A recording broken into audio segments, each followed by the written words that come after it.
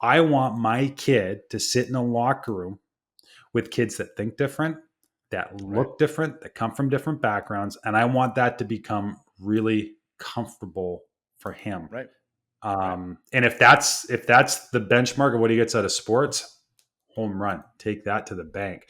Yeah. Yeah. So I think again, not to suck the oxygen out of the room, but I think that's why what you do is so important, because I think that, with all due respect to the people that are delivering it, and we're learning this at the coaches site as well, these are the skills that don't get taught in coaching clinics, is what you Right. teach. These are the things that, but they're probably the most important when it comes to leadership, especially with kids.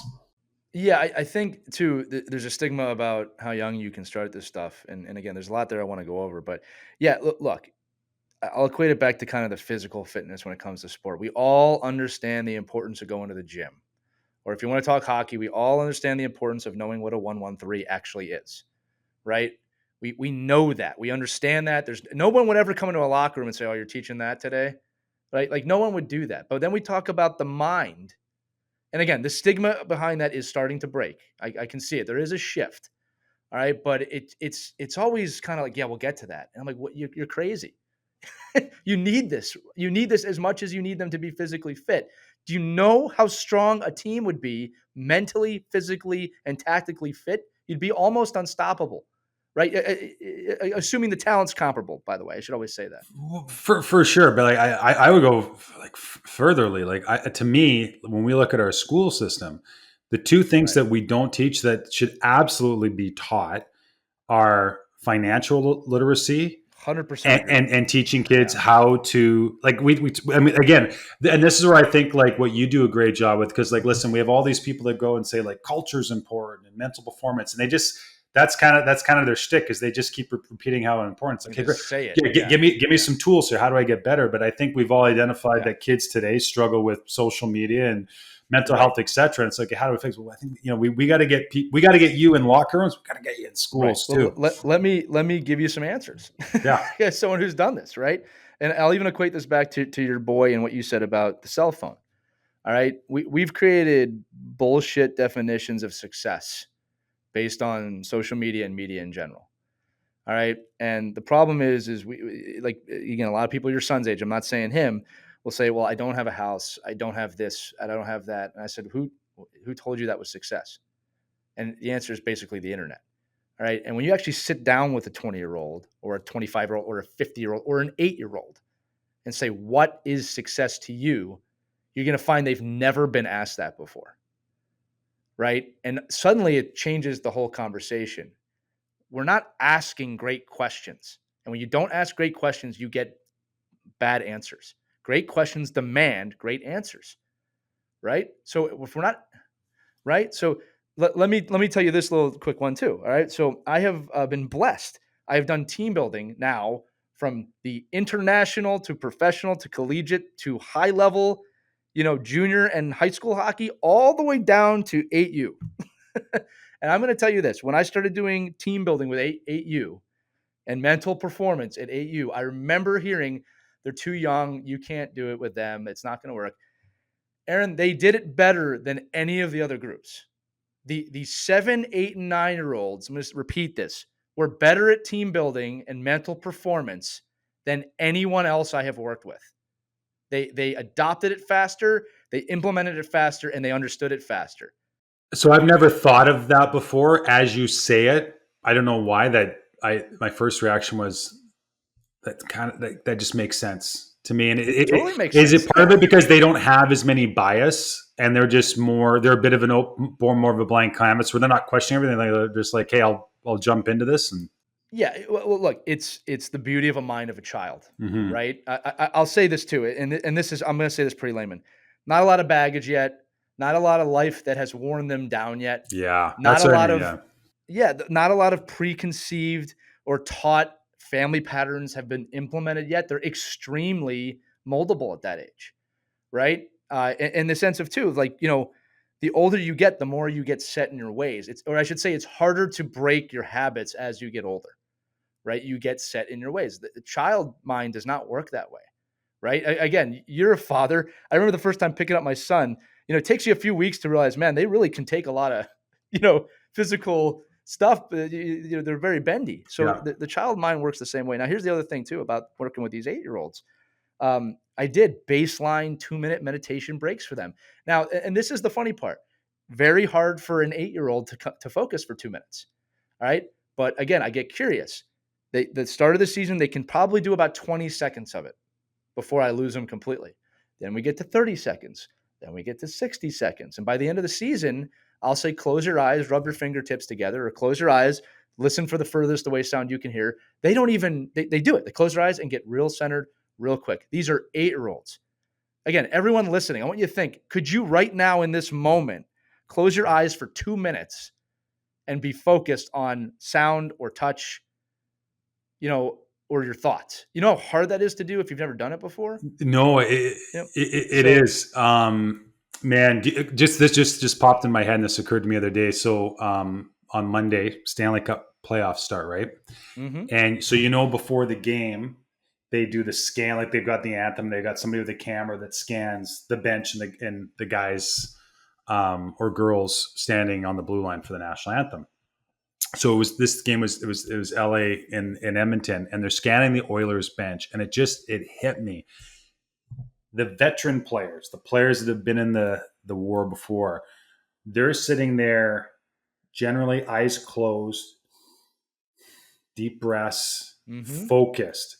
The younger players are jittery. They're bouncing up and down. They're like bouncing, and it hit me, and it's like that same thing, right? These older players have learned to get they're getting themselves in the moment. The Right. younger players, they're letting that moment get a hold of them. Right. And I'll add on to that too, that there's a misconception that you need to be revved up or super excited or super angry or whatever to perform. And I'm telling you that I'm not saying some level of that's not needed, but you don't need to be outwardly pouring that emotion to execute.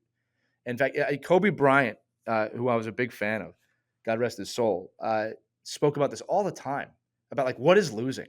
Like losing is not a real thing. Because you get up one day, you do your job, you get up the next day, you do it. You continually moving forward. That guy was super present, right? And he talked about Steph Curry. Like he said, I knew Steph was going to be great because he's so calm, right? He's so calm, right? So I'm saying that if you're not willing to just expand your capacity of what else is out there to get myself more mentally prepared, because I'll tell you right now, if someone, this is what I tell the kids too, is, we talk about being hijacked when you're really angry, right? And we've all experienced this. You get so angry, you just start blowing up. That can be true if you're overly excited too. The worst decisions I've made in my life have come when I've been too angry or too excited or too emotional. Or too happy. Right. That's what I'm saying. It's Yeah, not so limited to just, oh, I'm mad. yeah. Right. I mean, how many people have, and look, if anybody's ever been to Vegas, you're on a roll. You're going to make a stupid decision at some point if you don't walk away. There's a science there. That didn't happen by accident. Right. Like the casino's going to win if you keep going. So I think about those things. But again, just back to the 8-year-olds, because I want to promote this, is that, I mean, in terms of how well they did, they understood the idea of closing their eyes and getting present, and they got better and better and better at it. But the other things that stemmed from this are what really surprised me, and I've done this for multiple years. So one, you're going to love this just from a coach's site standpoint. Like any might organization, we had 4 teams. And the first season I was there, I only did team building with the team that I was helping, and nobody else kind of did it. And the team that I was helping beat a team above them late in the season, which was not supposed to happen. I'm talking, A-B level. I don't like any of that stuff, but they beat the team above them. And the organization was not happy about that. These kids, and I want to reiterate this, I never taught anything I'm about to say from a hockey standpoint. In the game they won, they were diving in front of pucks for each other. They played as a team. They never stopped. Like it was a complete team effort, right? It was built from their dedication and acceptance of what we were teaching. I'll always say too, I'm not saying anybody wins because of me. I'm saying they choose to follow these things. It's a team effort. So the second year, and this is what I loved about it, Aaron. The second year I said, okay, I'm going to do this again, but I want all of the might teams to do it. I don't want just the one team. All right. So what happens? I get a big group of kids. We're doing it. We do team building. And by the way, it's not just meditation. I do team building exercises. I do team building games. I have events every week for them that enforce or reinforce aspects of teamwork. So the most beautiful thing happened on this one. There were some injuries during the year, and kids had to go up and down, left and right between the teams. You know what, man? They all knew each other. They were all excited to play with each other. It wasn't I'm on the A and you're on the B, and it was an organization. Your whole piece on Hockey Factories, which was brilliant, by the way, if anybody hasn't read that yet, talks about this, how they stay as a group. They move on as a group. And now all these kids have graduated to Squirt, and guess what? They all know each other. They're all part of the same organizational team that's going to sprout better results as they move up the ranks. Now, the problem, and this is something I don't have control over, is as we learned in Hockey Factories, I can't really continue with them, right? So now they're going to face factors that will potentially threaten the team bond that they've built or threaten the meditation that we've taught, and they may lose it over time if they don't nurture it. But last thing I'll say, I remember we were in a big game at the end of the year, and I saw a kid on the bench close his eyes, unprompted, take a deep breath, and he was rubbing his. One of the things I do is I have them rub their fingers and feel their fingertips, and he was doing this on the bench. And I kind of said, "What are you doing?" He's like, "I'm just getting ready." It blew my mind. Adults, I usually have to prompt. Yeah, you know what I mean. So the moral of the story is we do need to be doing this younger. I'm saying that based on my own research. That A, they can do it at that age. B, we should be doing it at that age. C, it's going to breed better results in whatever organizational environment you're in, whether it's youth hockey or school or Model UN. I don't care. And it's going to create a better society for all of us. Because this is the final truth, Aaron. This is the thing I'll say. I'd say this to kids all the time, especially middle school kids when I speak to them. If we really want to fix the proverbial mess that's out there, it's not going to be you and me. It's going to be them. The kids are the ones that are going to have to lead us into the future, right? Yeah, 100% agree. All right. And we're just not everybody our age or older is just, well, I know the way. We don't know anything. We have to teach the next generation how to work together, or this is only going to get worse. Right. And if we're talking about like my grander vision, that's what I see. I just want to teach these kids to work together so they can do better than we did. And I believe that can happen. One of the most important things to anyone, especially competitive athletes, is feedback. No one wants to hear a great game all the time. They want to know why they played well or why they didn't. And Power Player is a very good platform for this because it encapsulates many of the areas of the performance spectrum. Now, a player might have gone pointless in a game, but a coach can watch that player's shifts and then say to that player, hey, you scored 4 goals, you were on the ice for 3, and you made a really good play that helped us get into a scoring situation, and that is really important for our team. A player who played hard and smart in a game might not show up on the scoreboard, but the analytics folks might think he was the best player in that game, and we need to make sure that we can assess those areas of a player's game and provide that feedback to him or her. Practice is also an area where coaches can generate a lot of dialogue with players. How you practice is how you play, and many good youth hockey coaches have found a way to film practice, review it, and give feedback regarding work ethic, execution, and compete level. Power Player has metrics for all of this, as well as a great area for using video, which to me is the best teaching tool we have and which I utilized a ton on this platform. Power Player allows coaches to reach a greater number of players on a larger number of topics in a way that today's young athlete needs and understands.